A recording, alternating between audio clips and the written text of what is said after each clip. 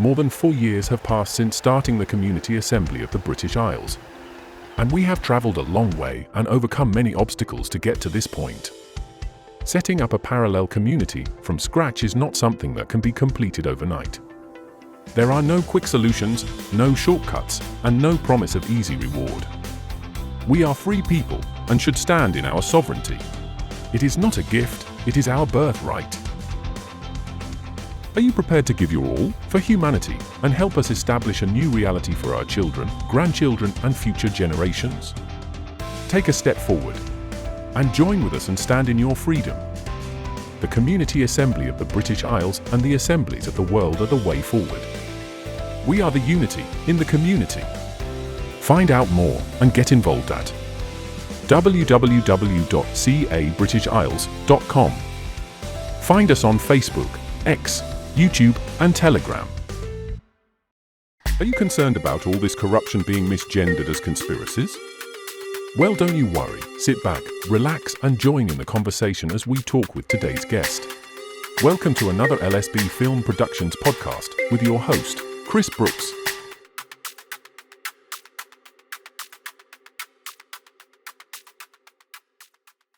Hello and welcome to the channel. It's me, Chris Brooks, and today I have a special guest because he's my friend, and my friend is Gary Conway. Now, Gary Conway is running as a Heritage Party candidate for the upcoming elections, and he has already established some, what should we say, below the belt tactics from other party members. James Bagge. I don't know if you're familiar with James Bagge, but anyway, let's get into this because it's quite entertaining for myself anyway. So I hope everyone else watching it enjoys it. Welcome to the show, Gary. Thank you. Hello to everybody out there in LSB Film Production land. It's good to be back. I guess I was on your channel about a year ago. Yeah, that's right. Just to recap for people who may not have seen all those videos, Gary was kind of like my interviewer for when I didn't particularly want to be behind or in front of the camera because, let's face it, I've got a face for radio, and so over the year I've had to practice doing what I do now, and I'd still say I'm rather shite at it, but it is what it is, as they say. So yeah, Gary's been very much involved with my channel from when we done the campaigns as the Thomas Paine Independents, where I was elected as a councillor. So there's a bit of backstory between me and Gary, but yeah, where are we now, Gary?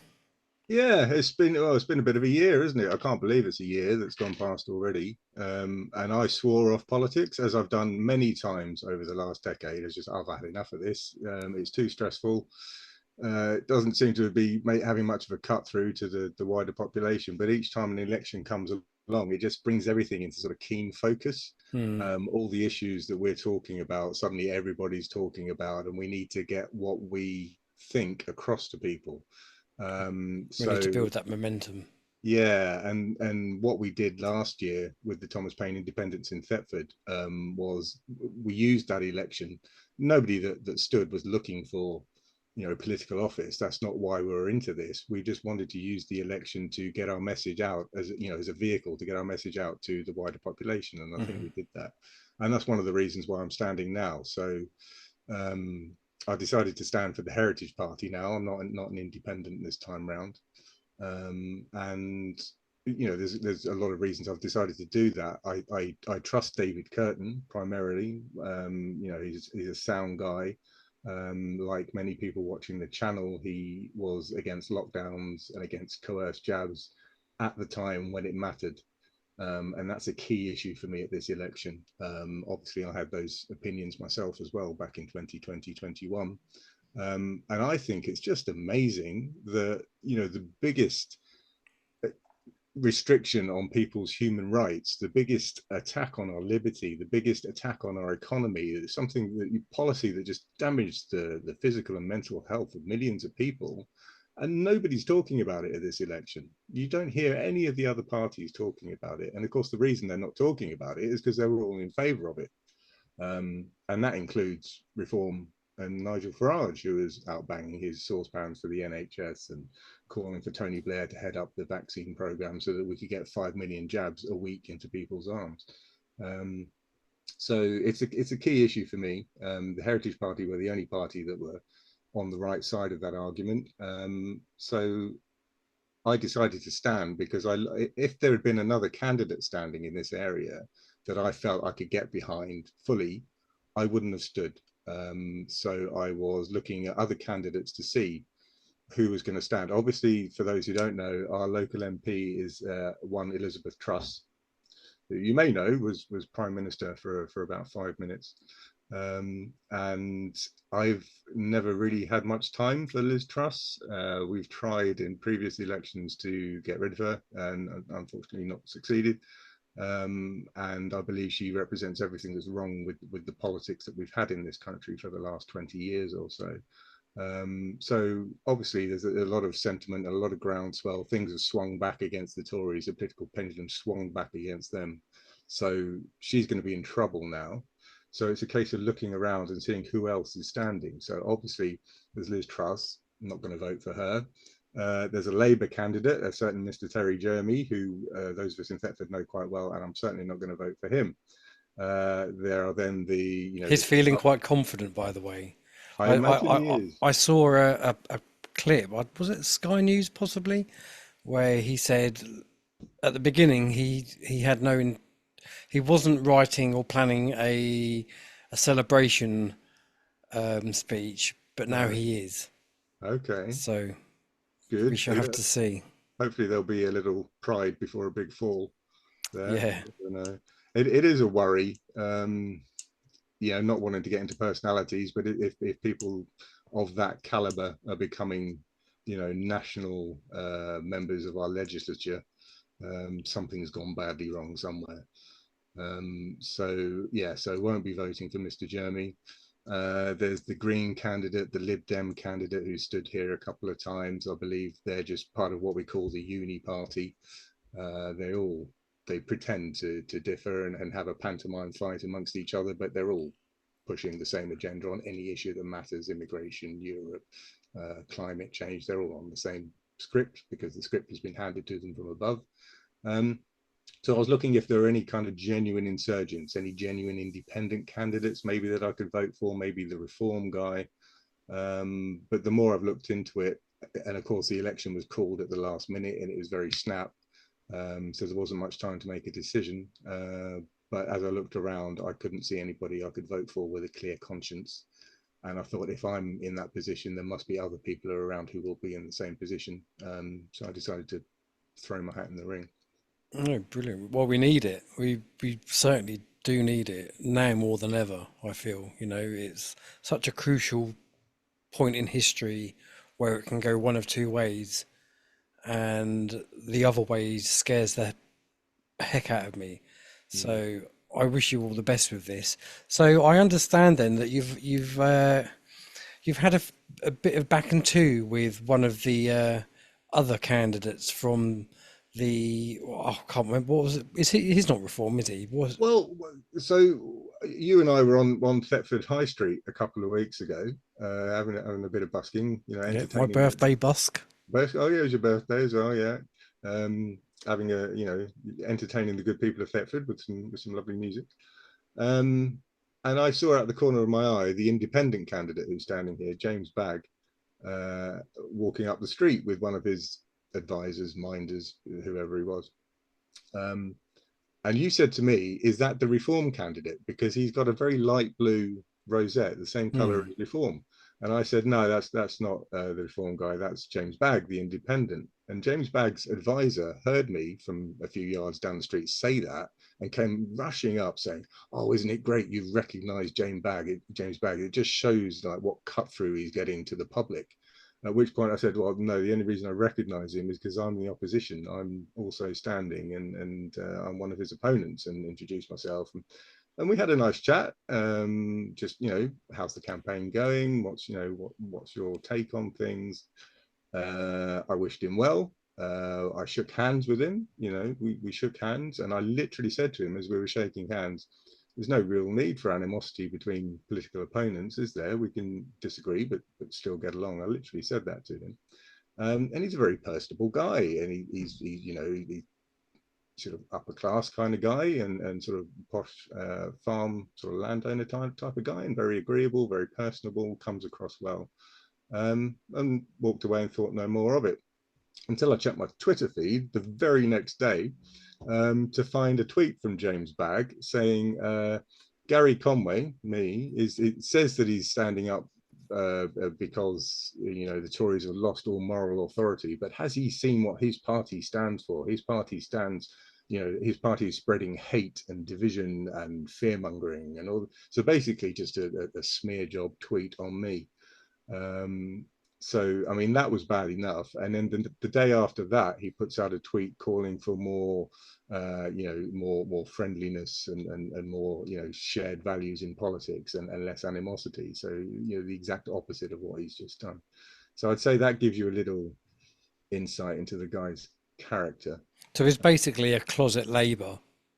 I think so. I think so. My worry is I'm genuinely frightened that obviously there's a lot of animosity towards Liz Truss, not just in the country but in this area in her seat. She is in trouble for the first time ever, and I'm worried that people will be looking for the anti-Truss candidate, somebody they can vote for who isn't Liz Truss, and that is all that you hear from James Bagge.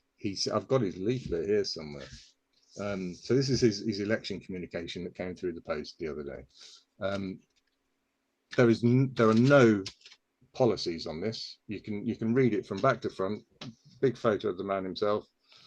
He looks like an old disheveled Gordon Ramsay on there, doesn't he? But there's not one policy in this pamphlet. There are no policies.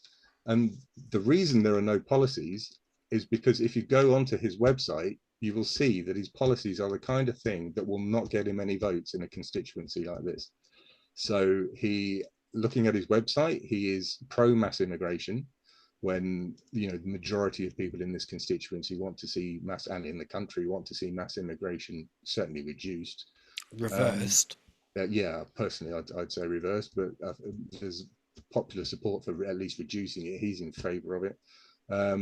He also agrees with what I would describe as the climate hoax, this idea that there is catastrophic and unprecedented change happening to the planet's climate at a rapid pace purely because of the 0.001% of the Earth's atmosphere that is mankind's carbon emissions. Now, that is a clearly insane claim. I don't care who you are. I don't care what position you hold or what title you have. If you are saying that that is what is happening, then you are a liar. You are either a liar or you are benefiting in some way from making that claim.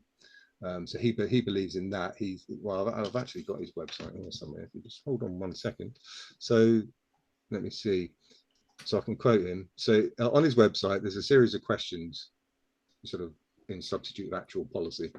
And one of the questions is, do you subscribe to the current targets for net zero emissions? Yes. So that will tell you something. What are your views on current levels of immigration? This is a good one. We must recognize that this challenge, mass immigration, is not going away. As climate change takes hold, there is going to be a significant movement of population south to north, a great pressure on European countries to accommodate this. So, he's not going to do anything about mass immigration. But surely having mass immigration will only add to the harm of the things that he's going on about. Yeah, it's always struck me that the mass immigration is something that's defended most vociferously by people who would describe themselves as green. So certainly the Green Party, but also anybody who thinks they're an environmentalist. They're also, to a man, in favour of letting anybody who wants to move to this country move here. And surely those two things are incompatible. You can't claim that human beings are killing the planet and destroying the environment, and then say we must have unlimited numbers of human beings in this country on this small island. Whilst trying to maintain a net zero Yeah, pathway where the more people there are, the more they're going to need feeding, and we all know that there's issues with the food chain at the moment. What with the yeah, farm, no farmers, no food. So yeah, it does all very much smack of hypocrisy yeah. and double standards. I think a lot of it with the green types, the environmentalists, it's not so much hypocrisy when they say, you know, you mustn't drive a certain type of car or you mustn't have a foreign holiday this year, and then they do it themselves. It's not so much because they're hypocrites, although it's obviously hypocritical. I think it just shows that they don't believe the lies that they're telling us. Hmm. If they genuinely believe that driving around in a car or getting on a plane was killing the planet that we're living on, which is Practice what what you they're telling us, preach. they'd never set foot on a plane. They'd never set foot in a car. But they do. And it was the same with lockdown. You know, people were telling us that COVID is this deadly Black Death disease. And then they were going off to a party, you know, not because they were hypocrites, but because they knew what they were telling us wasn't true. So, yeah. So, yeah. So he says, again, of mass immigration we're talking about, remember, so 1.2 million people arrived in the country last year, 1.2 million the year before, after, you know, 20 odd years of mass immigration of hundreds of thousands every single year. So James Bagge, the independent candidate, he says we need this level of migration because we do not have a workforce prepared or trained to do the work. Now, perhaps Mr. Bagge is unaware that the majority of migrants coming in, the majority of those 1.2 million last year, did not come here to work. The majority came here on student visas or as dependents of other migrants. So we could literally cut immigration levels in half and it wouldn't affect the job market, it wouldn't Hmm. affect business And at all. is that also including those who have come here illegally? Well, that's a separate question. So we've got 1.2 million arrived last year legally, and it's something like 125,000 since 2018 illegally in the boats coming across the channel, all of whom we are now paying the bill to keep to look after. And those, of course, are the ones that we know about. All of these figures are pretty much guesswork. The migration figures are based in large part on voluntary traveller passenger surveys. So we're not counting people in and counting them out. Somebody arrives, we give them a survey. How long do you think you might be staying? And if they say over a certain period of time, then we count them as an immigrant. So it's a lot of it's guesswork. And of course, with illegals, we don't know by definition how many are coming in. I mean, there's certainly well over a million in this country that have come here illegally. And the only thing we know about these people is that they're willing to break the law to get here.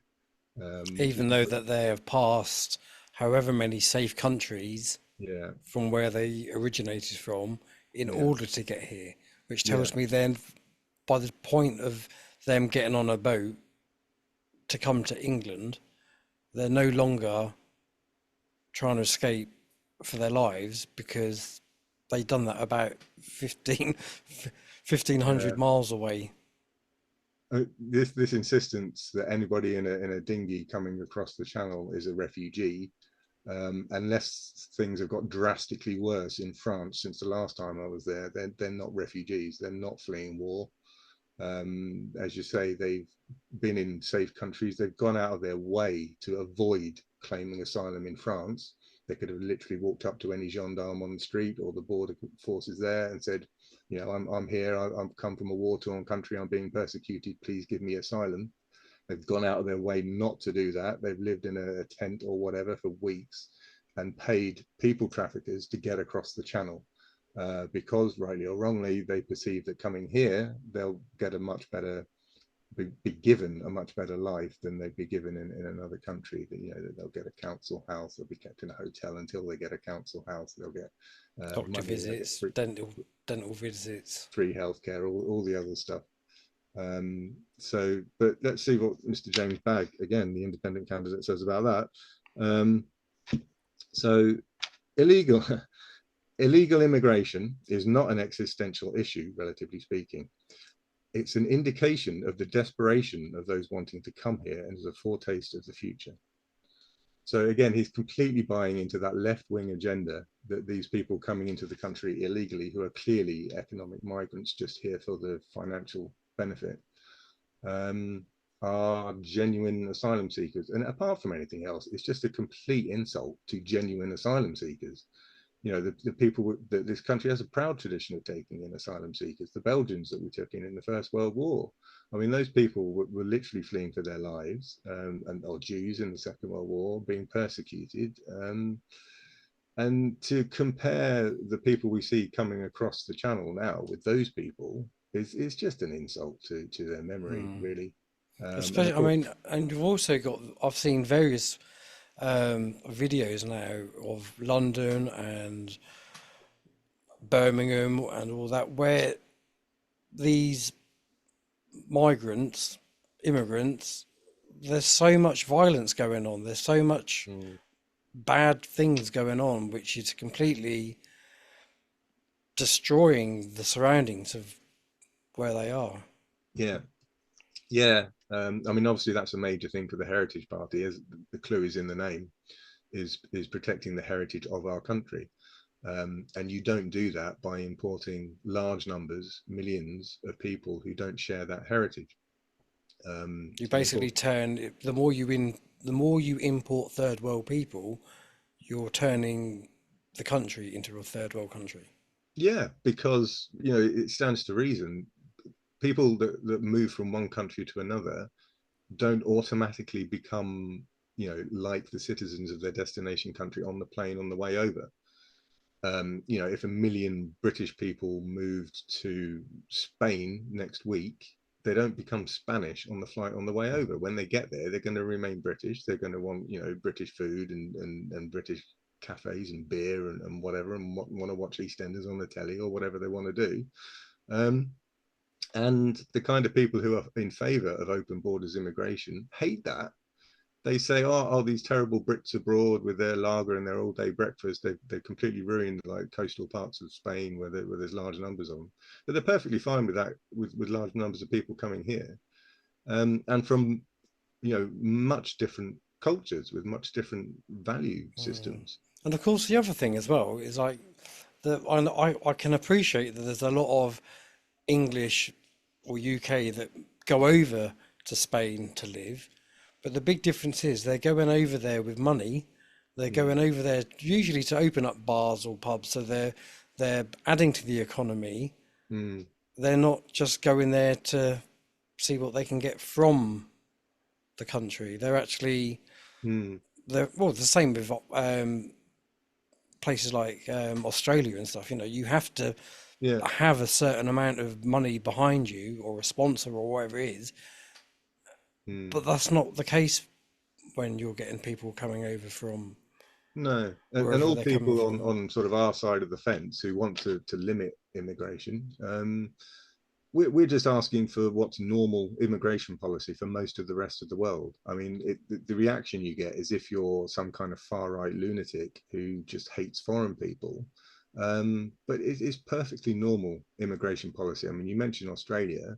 There are more Brits living in Australia than there are in the rest of the EU, because it's a great place to go.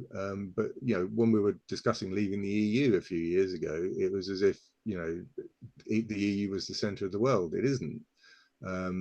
There's more Brits in Australia, and every single one of those Brits had to like get over a fairly high hurdle to be able to go there and to be able to settle and put down roots and get a job and all that kind of thing. And that is the it sounds like a controversial thing to say now, but the the defining feature of any immigration policy should be that this person coming into this country, what can you bring to this country? In what way will What you improve? trade?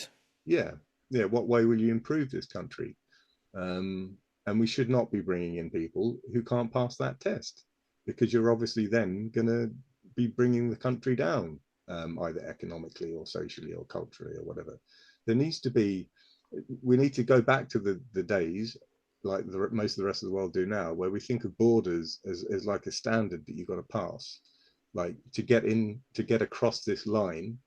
Borders are there for a reason. They're not just arbitrary lines on a map. If you remove these arbitrary lines, people die and things go terribly wrong. So to get across this border, you need to be economically solvent. You need to pay for your own healthcare. Heritage Party policy is that anybody coming into the country needs to have proof of healthcare, private healthcare insurance before we let them in, thereby releasing any burden on the NHS. You need to not be a criminal, little things like this. Whereas we don't seem to be doing that. Particularly, obviously, it's most apparent with the illegal immigration, because you've got 125,000 people that we know of in the last few years that we know absolutely nothing about. These could be anybody. They could be Hamas terrorists, they could be ISIS, they could be anything. Obviously, a large number of them won't be, but some of them will be. So you can't let them in and then be surprised when terrible things happen. Most of the terrorist tragedies we have here have been committed by people who we've given asylum to, like Manchester arena bomber Salman Abedi, I think his name was. His family were from Libya. Even though they went back to Libya for a holiday and stuff and were obviously not persecuted there, we still gave them asylum. He, I think, was second generation, and went and blew up a load of people at a pop concert. And it's the same, up and down the country. There's rapes and child abuse and all kinds of stuff.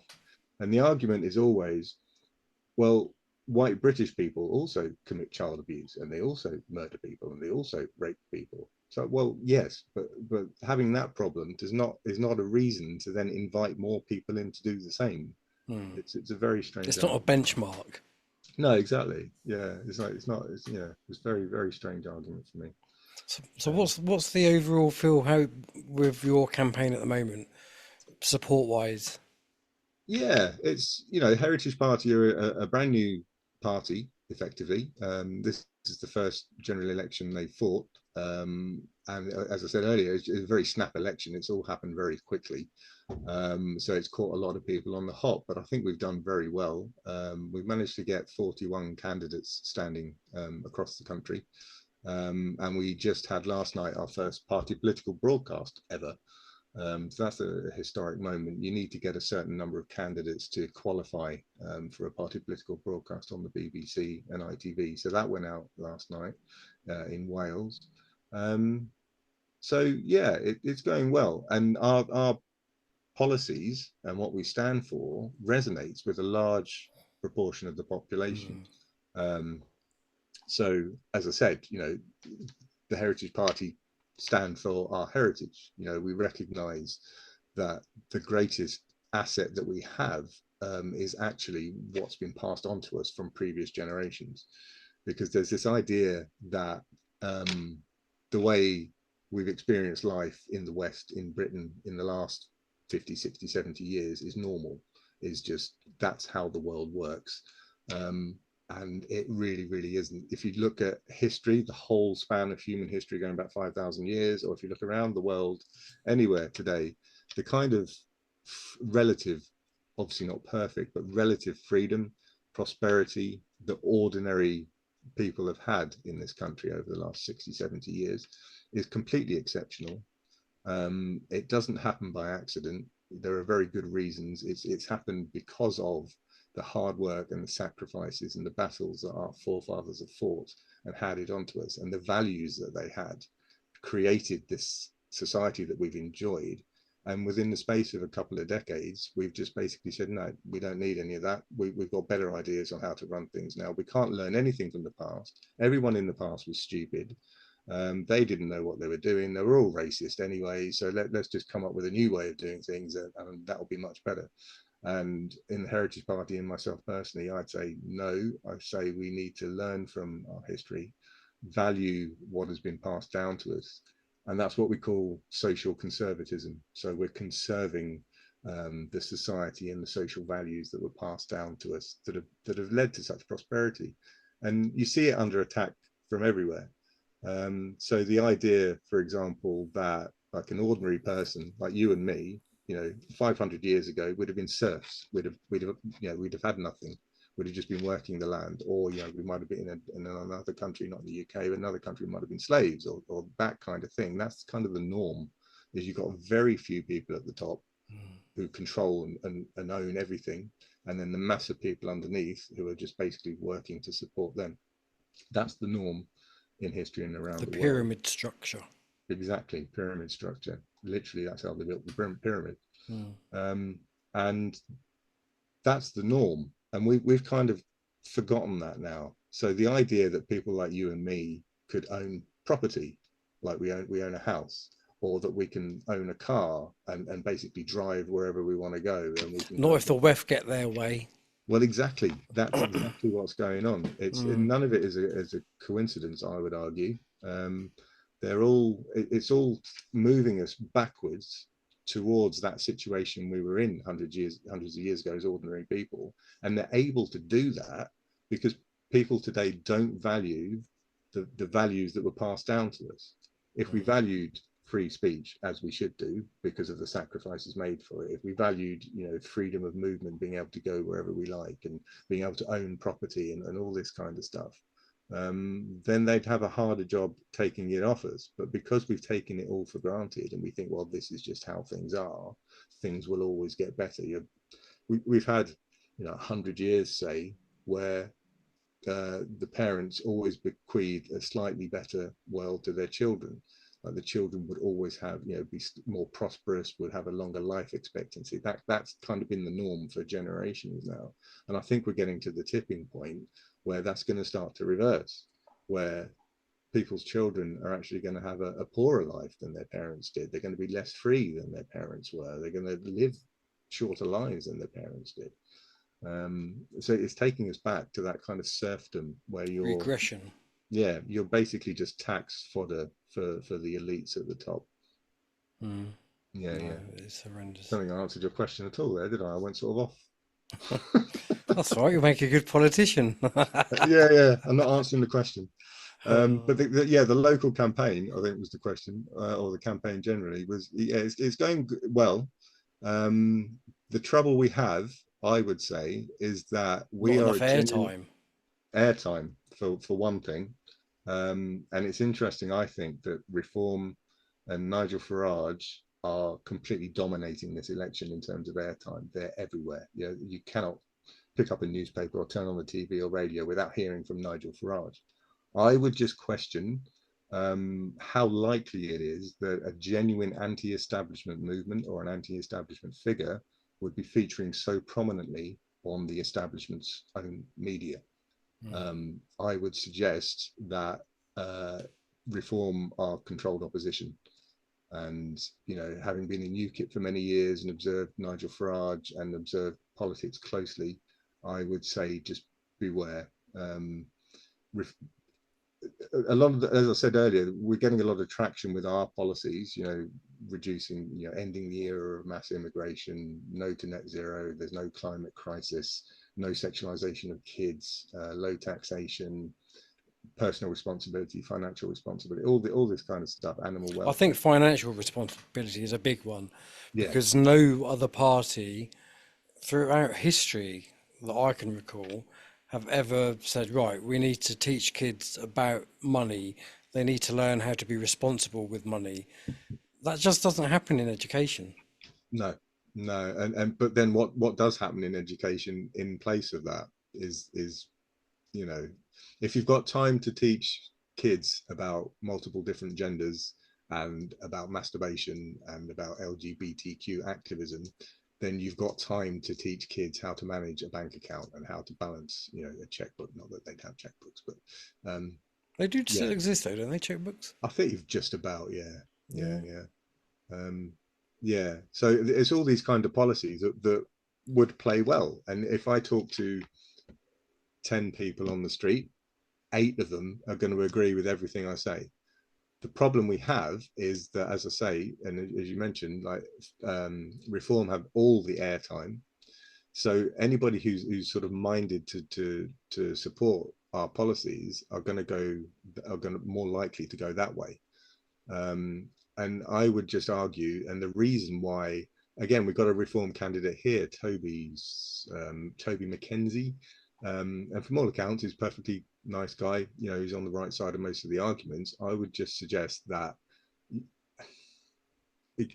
if you're voting for Reform, you're voting for a party that got all of the big questions over the last 4 years wrong. So they were in favour of lockdown at the time. Nigel Farage was out banging his saucepans for the NHS. They were in favour of injecting everybody with an experimental injection. I won't mention the V word in case we get taken off the air. They also, particularly with Richard Tice, were part of the kind of, you know, neoliberal push for war in Ukraine.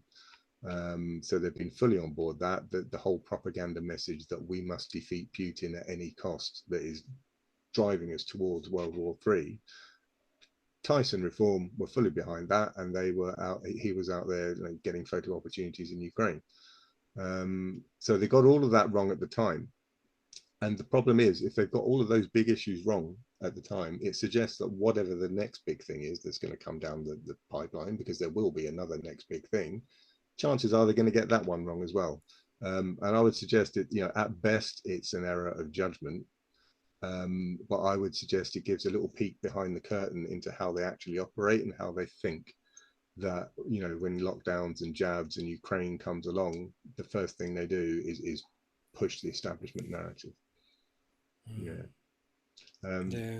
So that's the issue we have, is that, you know, basically Reform are not only stealing our policies, which they seem to be doing on a daily basis. You I know, was going to say I have seen, and obviously I videoed Kabir Kar, his presentation, and I was really impressed by it.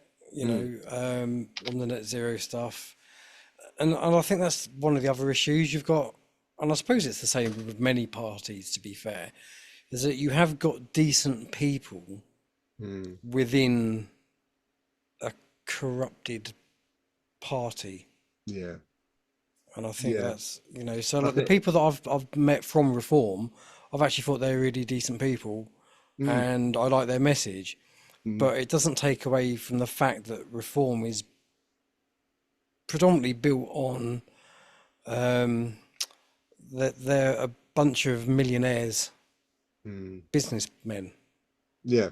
I mean, Reform itself is a PLC. Mm. I wouldn't really describe it as a political party in the sense that most people understand that term. Um, it, it comes back to Nigel Farage as well. It is basically Nigel Farage's roadshow. If he hadn't done that U-turn, I mean, remember, like where are we? 4 weeks since the election was announced. So 4 weeks ago, Nigel Farage was saying he's not going to stand at this election because it's more important for him to focus on America and getting Donald Trump elected. That was his statement at the time. Um, a weird thing to say. I mean, he could have just said, you know, I'm not in politics anymore. I just want to do my GB news and whatever. And you know, Richard Tice is your man. Go for it. He didn't have to say that. Actually, I'm prioritizing America. It was a very strange statement. But within in a few days, he'd done a complete U-turn on that and said, "Oh, actually, you know, I've thought about it and I can't let people down." I mean, what happened in those few days? Did he get a phone call from somebody? Because if this election was being run in such a way as to maximize the Labour majority in the next government and to completely destroy the Tories, you know, run by the powers that be to do that, what would be different to what we're seeing now? Because, I mean, you could imagine he got a phone call from somebody to say, we need you to stand because we need, they understand that the Tories are going to be wiped out anyway. They've known that for a very long time. The last thing they want is a little bit of a bounce back towards polling day in the Tory vote, as Tory voters realise, oh my God, we've got Starmer and Labour coming in. We've got, I've got to get out and vote for the Tories. It wouldn't be enough to save them. Obviously, they're done. But it might be enough to create a hung parliament, maybe, and that's the last thing that the powers that be want, because there's all kinds of stuff coming down the line, Agenda 2030, all the climate change stuff, the continued mass immigration, all the rest of it. They want a Labour government with a nice big majority, so that they can basically do what they like. It'll be sort of, an elected dictatorship, and that's probably what we're going to get, in my estimation. So it makes complete sense, if that is the agenda, if that's what's happening, that you need like a Farage person, a reform alternative, to stop people either going back to the Tories in small numbers, or coming to genuine insurgent parties, genuine challenger parties who really are genuinely against all of the agenda and have been from the beginning. like the Heritage Party, even like George Galloway's party, say. Um, and because Reform are standing, and because they're given all this time in the mainstream on the mainstream airwaves, as I say, that's suspicious in itself. Um, the rest just don't get a look in. And I'm not saying that necessarily genuine insurgent parties would have had MPs elected at this election. Our electoral system needs reform, but we certainly would have got more of a foot on the ladder to be able to have more of a presence to do something the next time round. Because Nigel Farage and Reform aren't going to be around in 5 years. Um, they're not in it for the long term. They're a PLC. They're making a lot of money out of this election. Didn't they say that they went PLC just so they could get into this election, so they could bypass whatever it is that they needed to bypass to become a party, Yeah, and well, then they were going to yeah. become an official party? What they needed to bypass was the fact of having a membership of a party. So Nigel Farage is very quick to criticise, and rightly so, Rishi Sunak for being parachuted in as Tory leader without even the vote of his members. But then Nigel Farage did exactly the same thing. He just announced, right, I'm leader now. You're gone, Mr. Tice. You can be chairman. And because it's not a party, they don't need to have a vote. So I don't think it's a proper party system that they've got there, and their members aren't going to have any say in policy or anything like that. And I don't think they're even technically speaking members. I think they're just paying supporters. They're not sort of party members. You just pay your 25 quid or whatever it is, and you've got no real rights as a party member. How do you see their outcome of this election? I mean, I think Labour is still going to get in, and I think Yeah. Farage has said that Labour is still going to get in. But do you reckon that they will make quite a dent? I think what my prediction before Nigel Farage U-turned and all this Reform Roadshow took off, my prediction was obviously Labour win, like big Labour win, and not because Labour are popular. One thing to look out for, I think from memory, Labour under Corbyn in 2017 maybe got about 12.5 million votes from memory, something like that, and obviously lost, to Theresa May and the Tories. I think they could quite conceivably get fewer votes this time than they did in 2017 when they lost, and win big.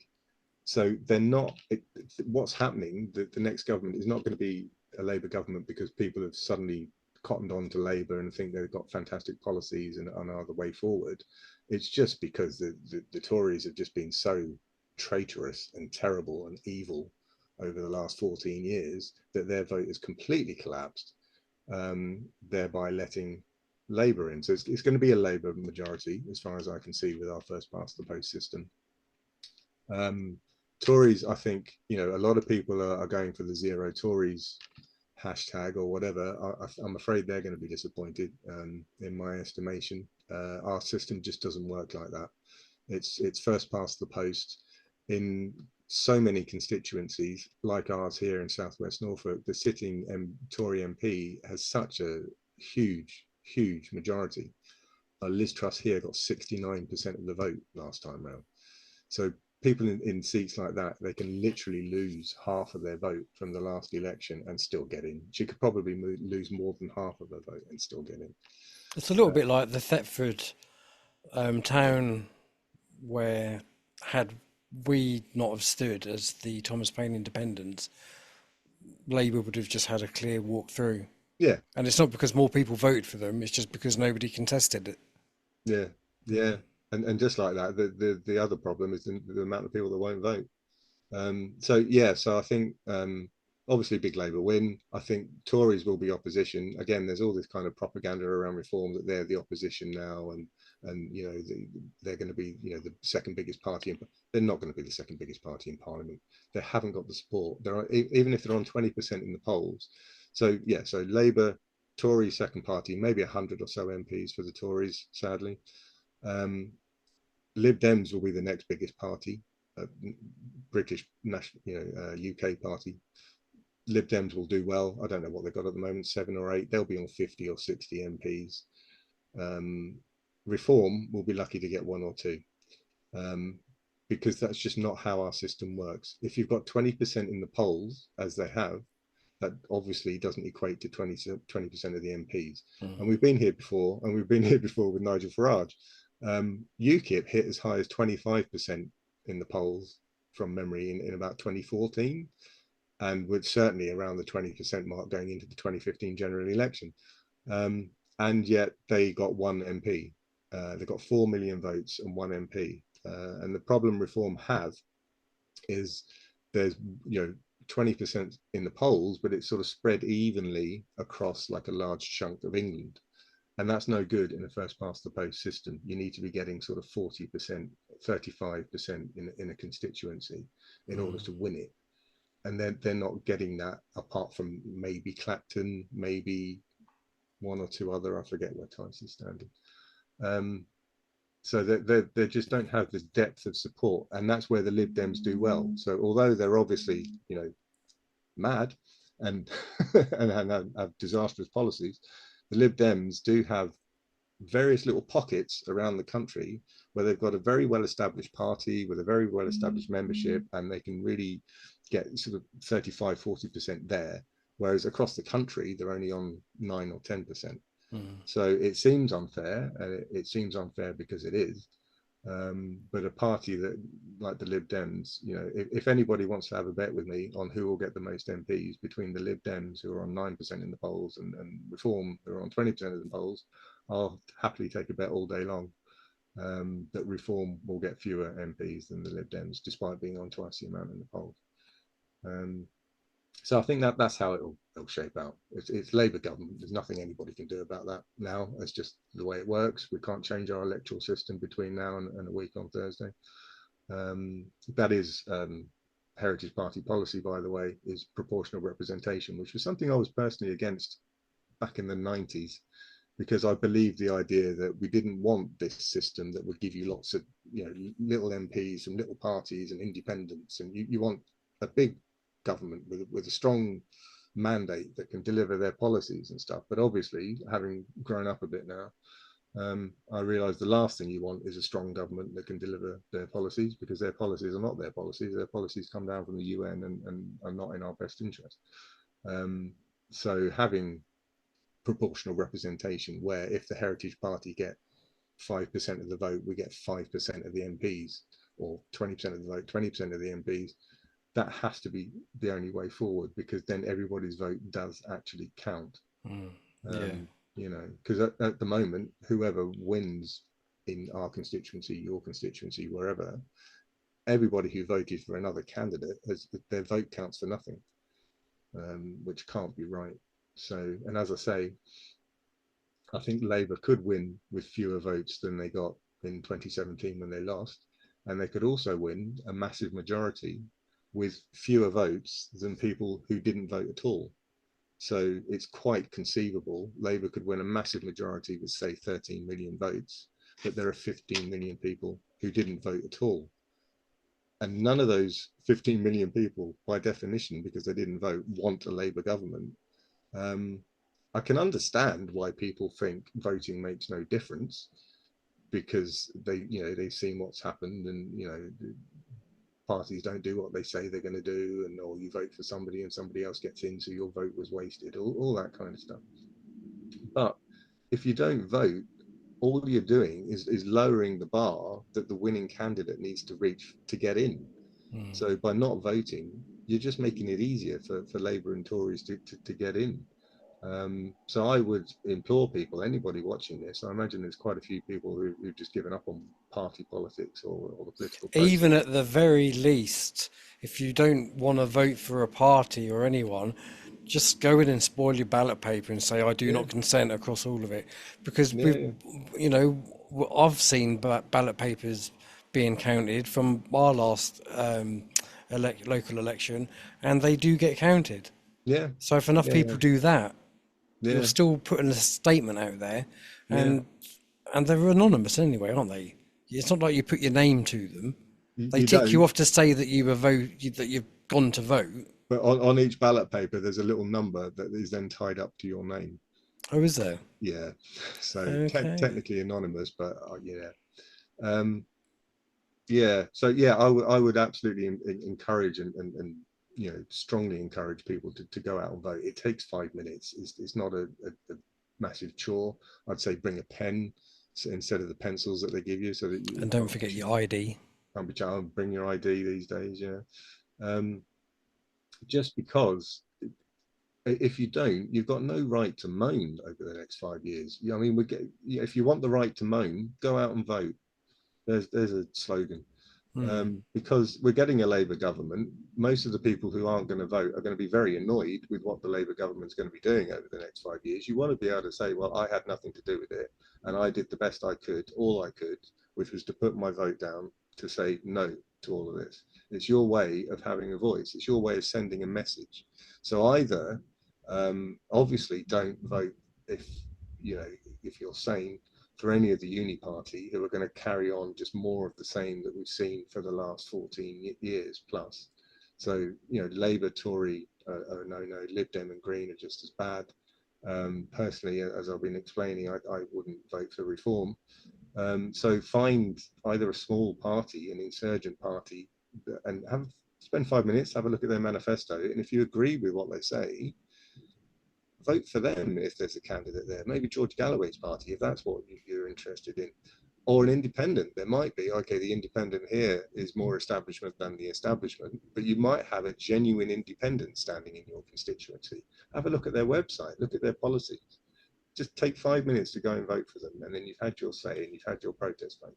If there's nobody, if you've just got Labour, Tory, Lib Dem, Green, then, as you say, Chris, just spoil your ballot. Just like none of the above. I do not consent. Fold it up, put it in the box. Yeah. That's all we can do. No, absolutely. Well, listen, it's been lovely speaking with you. I wish you all the very best for the rest of your campaign, Thank you very much. and I hope you make a dent in the voting system. Yeah. Because any vote to you is a vote not for Labour or Tory. So Well, good luck exactly. with it all. Thanks, mate. All right, mate. See Look you after soon. yourself, and I'll speak to you soon. Cheers. Bye for now.